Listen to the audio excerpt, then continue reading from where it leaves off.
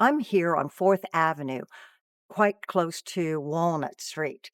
And behind me is a majestic Atlas cedar, also called an Atlantic cedar.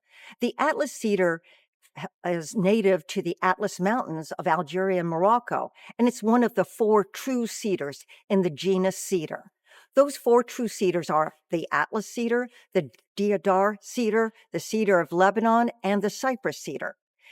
True cedars are native to the Middle and Far East and are very different from the scale-leaved false cedar native to the Pacific Northwest. True cedars have evergreen needles borne in dense clusters. Their large barrel-shaped cones stick up above their branches and have thin scales.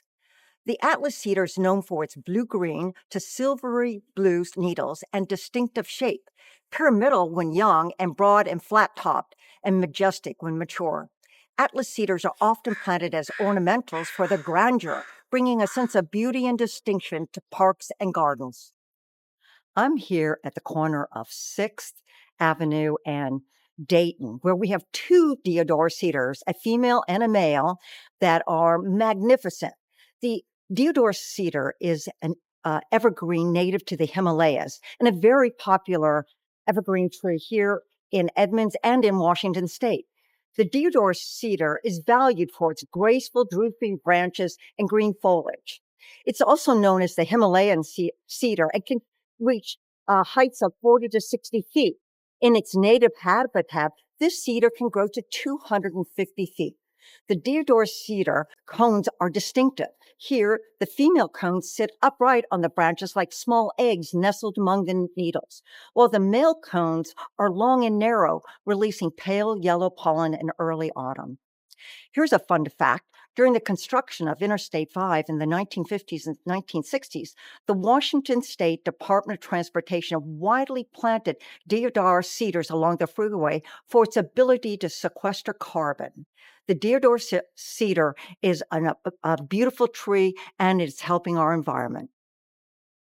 I'm on Durban Street, right next to Dayton, and behind me are 5 sweet gum trees. They're notable for their star-shaped leaves, brilliant autumn color, and distinctive spiky seed pods. Sweet gums are large deciduous trees native to eastern North America that can reach 60 to 75 feet in height and provide significant ecological and urban benefits. Their broad canopies help moderate temperature, reduce noise, offer privacy, filter light pollution, and improve air quality. These 5 sweet gum trees were targeted for removal by a developer who owned the property and planned to build an apartment complex. A fellow tree lover spoke out in favor of retaining these beautiful trees. The developer eventually shelved his plans, and the trees remain today. I'm at the corner of Durban and Main Street, just down from the sweet gum trees, and behind me stands a great example of another native tree. The weeping Alaska cedar is an eye-catching evergreen known for its drooping branches that looks like it's melting. Doesn't this tree look like it's out of a Dr. Seuss book? It is native to moist soils and bottomlands along streams and in ravines along the Pacific coast, from Northern California up to the southeastern part of Alaska. It is an evergreen conifer that will grow slowly to as much as 60 to 90 feet tall in the wild, and it can live for 1,000+ years. It is distinguished by drooping sprays, a small scale-like bluish-green foliage, and round cones only a half an inch diameter. The Alaska cedar is known by many names, including Nootka cypress, yellow cypress, Alaska cypress, Nootka cedar, yellow cedar, Alaska yellow cedar. As with the western red cedar, the Alaska cedar is a member of the cypress family, not the cedar family. The specific epithet nootkitensis is derived from the species being from the area of Nootka Sound on the west coast of Vancouver Island, British Columbia. I'm here at the southwest corner of Civic Park near 7th and Bell on the alley, and behind me is a gigantic California bay tree. The California bay tree is native to the Sierra foothills of California and the coastal forests extending into Oregon. This large evergreen hardwood can reach up to 100 feet tall. Its smooth-edged, lance-shaped leaves release a pungent camphor-like smell when bruised, as does its bark, making the tree easily identifiable. The fragrant foliage has historically been used for culinary and medicinal purposes and provides year-long greenery and habitat in the urban landscape.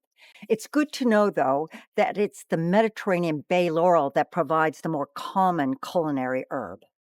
I'm in front of the public safety building here on Bell Street, and behind me is a majestic northern pin oak.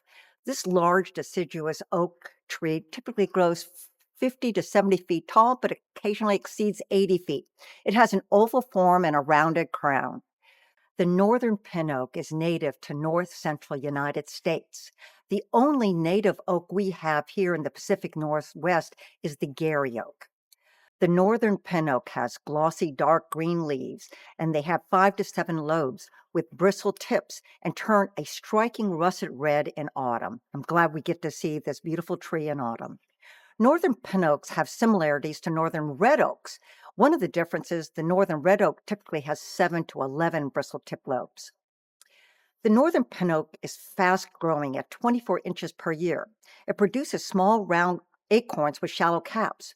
It takes about 15 to 20 years before northern pin oaks produce acorns, and the acorns take 2 full growing seasons to mature after pollination. Main Street Fountain is surrounded by 7 majestic northern pin oaks and 1 northern red oak next to Klein Jewelers. These oak trees provide excellent summer shade and help make the fountain area a natural gathering place for community events such as Porch Fest Edmonds.